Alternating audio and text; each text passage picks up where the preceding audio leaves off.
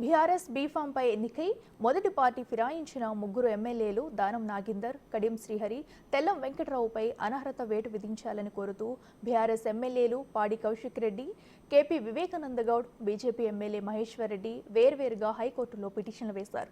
Party ఫిరాయించిన ఎమ్మెల్యేలపై disqualify చేయాలని, తాము Telangana assembly speaker కార్యాలయంలో నోటీసులు ఇచ్చినా స్పీకర్ పట్టించుకోలేదని పిటిషనర్లు అందులో వివరించారు. ఈ పిటిషన్లపై విచారణను హైకోర్టు ఆగస్టు 7వ తేదీనే పూర్తి చేసింది. సుప్రీంకోర్టు తీర్పును ఉటంకిస్తూ బీఆర్ఎస్ ఎమ్మెల్యేల తరపు న్యాయవాదులు సుందరం, గండ్ర మోహన్ రావులు వాదనలు వినిపించారు.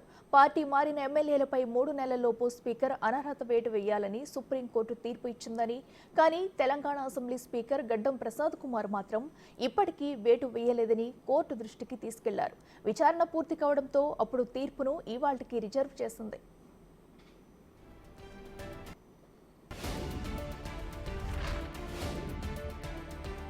పార్టీ ఫిరాయించిన ఎమ్మెల్యేల అనర్హతపై తెలంగాణ హైకోర్టు తీర్పు ఇచ్చింది. ముగ్గురు ఎమ్మెల్యేల అనర్హత వేటుపై 4 వారాల్లోగా తెలంగాణ స్పీకర్ నిర్ణయం తీసుకోవాలని తెలంగాణ హైకోర్టు ఆదేశించింది.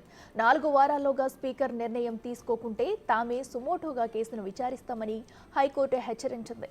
ఈ మేరకు హైకోర్టు స్పీకర్ కార్యాలయ కార్యదర్శికి ఆదేశాలు జారీ చేసింది.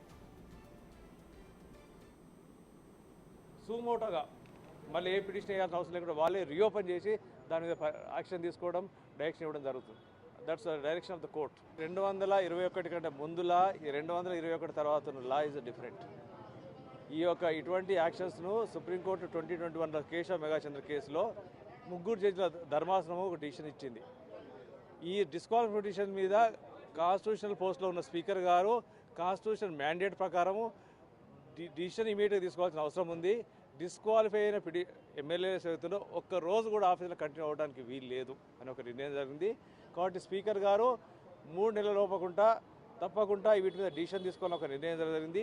ఆ నిర్ణయాన్ని మళ్ళీ supreme court constitutional bench headed by the chief justice of India Subhash Desai కేసులో, శివసేన కేసులో కూడా చెప్పింది మీరు రీజనబుల్ టైంలో తీసుకోవాలని.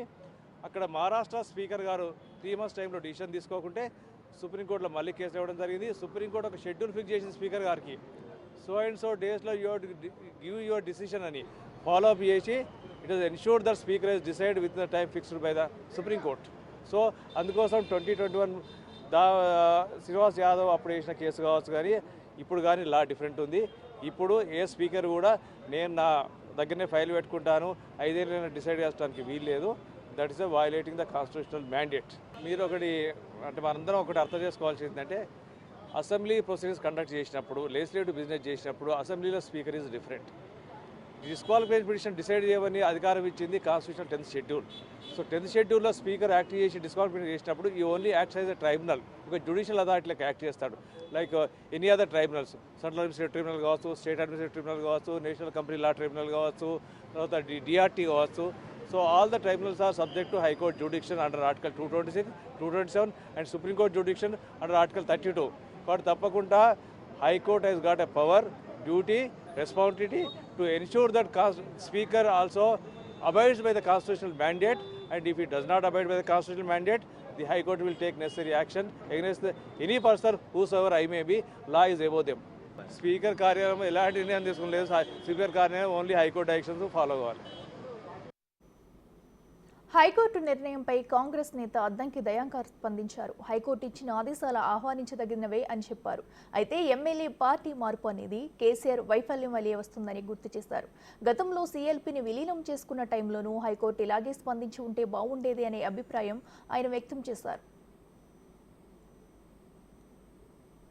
తెలంగాణలో బీఆర్ఎస్ ఎమ్మెల్యేలు పార్టీ మారడాన్ని హైకోర్టు ప్రశ్నిస్తూ స్పీకర్కి సంబంధించిన అంశంలో కొన్ని గైడెన్స్ ఇవ్వడం అనేది ఆశించదగినదే, ఆహ్వానించదగినది. అయితే స్పీకర్ డిస్క్రిషన్ కూడా ఉంటున్న పరిస్థితుల్లో స్పీకర్ ఏ విధంగా స్పందిస్తారు అది అనేది చూడాల్సిన అవసరం ఉంది. కాంగ్రెస్ పార్టీగా రాజ్యాంగబద్ధంగా చట్టపరంగానే నిర్ణయాలు ఉంటాయి డెఫినెట్గా. ఈరోజు ఇమ్మీడియట్గా హైకోర్టు స్పందించడాన్ని కూడా స్వాగతిస్తూనే గతంలో కూడా ఇలా స్పందిస్తే బాగుండేదని ఒక ఆలోచన ఉంది. గతంలో కాంగ్రెస్ పార్టీ మర్జర్ కొరకు ప్రయత్నం చేసిన క్రమంలో ఏ విధంగా జరిగిందనేది. కానీ ఈ అంశం బీఆర్ఎస్ ఎమ్మెల్యేల పార్టీ మార్పు అనేది కేసీఆర్ వైఫల్యం నుంచే వస్తుందనేది తెలుసుకోవాల్సిన అవసరం ఉంది. అటు హరీష్ రావు ఒకవైపు, ఇటు కేటీఆర్ ఒకవైపు నాయకత్వ సమస్యలు వచ్చినాయి వాళ్లకు, ఆయన బయటికి రాకపోవడం కేసీఆర్ గారు, దానివల్లనే పార్టీ మీద నమ్మకం లేక పార్టీలు మారే పరిస్థితి వచ్చింది. గతంలో కూడా ఆ విధంగా ఒక్కరిని ఆ విధంగా చేసి సిఎల్పిని మర్జీ చేసుకునేంత వరకు ఆ రోజు హైకోర్టు ఆగకుండా ఉండుంటే తెలంగాణలో ఈ పరిస్థితి వచ్చేది కాదు. తెలంగాణలో రాజకీయంగా ఇలాంటి అనెథికల్ ఇష్యూస్ జరగడం వెనుక కేసీఆర్ పాత్రే ముఖ్యంగా ఉండడం మీద ఆలోచించాల్సిన అవసరం ఉంది. రేపు స్పీకర్ గారు కానీ కాంగ్రెస్ పార్టీ కానీ హైకోర్టు పరిధిని అటు రాజ్యాంగ పరిధిని దాటకుంటూనే వివరించే అవకాశం ఉంటుందని చెప్పి మాత్రం చెప్పదలుచుకున్నాను. బీఆర్ఎస్ నుంచి దానం నాగేందర్, కడియం శ్రీహరి, తెల్లం వెంకట్రావులే కాకుండా మిగతా వారు కూడా పార్టీ మారారు.